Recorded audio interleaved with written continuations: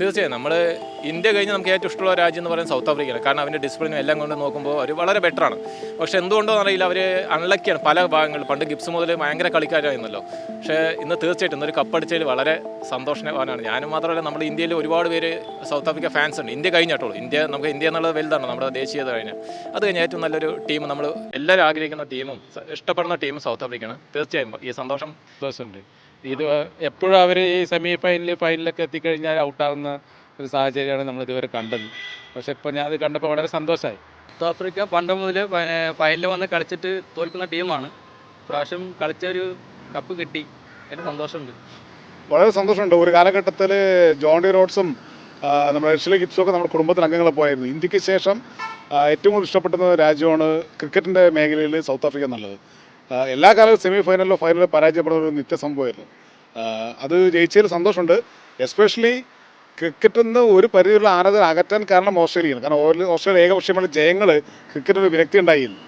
അപ്പോൾ ആ ഓസ്ട്രേലിയ തന്നെ ജയിച്ചു എന്നുള്ളത് ഒരു ഇരട്ടി മുതലം തന്നെയാണ്. ഇന്ന് ആക്ച്വലി ലോക ക്രിക്കറ്റിൽ വളരെ പ്രധാനപ്പെട്ട ഒരു ദിവസമാണ്.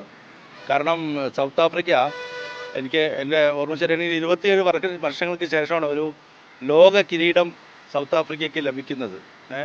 അവരെ അറിയപ്പെടുന്നത് ചോക്കേഴ്സ് എന്നാണ്. പ്രധാനപ്പെട്ട ടൂർണമെൻറ്റിൻ്റെ ഫൈനൽ മത്സരങ്ങളെല്ലാം അവർ അവിശ്വസനീയമായ രീതിയിൽ തകർന്നു പോവുകയും ടൂർണമെൻറ്റ് ജയിക്കുമെന്ന് പ്രതീക്ഷിക്കുന്ന സ്ഥലത്ത് നിന്ന് അവർ പരാജയപ്പെടുന്ന അവസരം ഉണ്ടായത്. എന്നാൽ ഈ ഫൈനൽ മത്സരം അവർ വളരെ ഗംഭീരമായിട്ട് കളിച്ചു. അവരുടെ ഫസ്റ്റ് ഇന്നിങ്സ് ലീഡ് കുറഞ്ഞ ശേഷമുള്ള തിരിച്ചു വരുമ്പോൾ വളരെ ഗംഭീരമായിരുന്നു. 2 ഇന്നിങ്സിലും അവരുടെ ബോളർമാർ വളരെ നിലപാടെ അടക്കമുള്ള ബോളർമാരൊക്കെ നന്നായി ബോൾ ചെയ്തു. പ്രത്യേകിച്ച് എടുത്തു പറയേണ്ടത് അവസാനത്തെ ഇന്നിങ്സിലുള്ള എയ്ഡൻ മർക്രത്തിൻ്റെ ആ ഗംഭീര ഇന്നിങ്സാണ്. അദ്ദേഹത്തിന് ആ കളി ഫിനിഷ് ചെയ്യാൻ പറ്റില്ല എന്നുള്ളൊരു സങ്കടമാണ്. 6 റൺസ് മുന്നിൽ വെച്ച് അദ്ദേഹം ഔട്ടായി പോയി.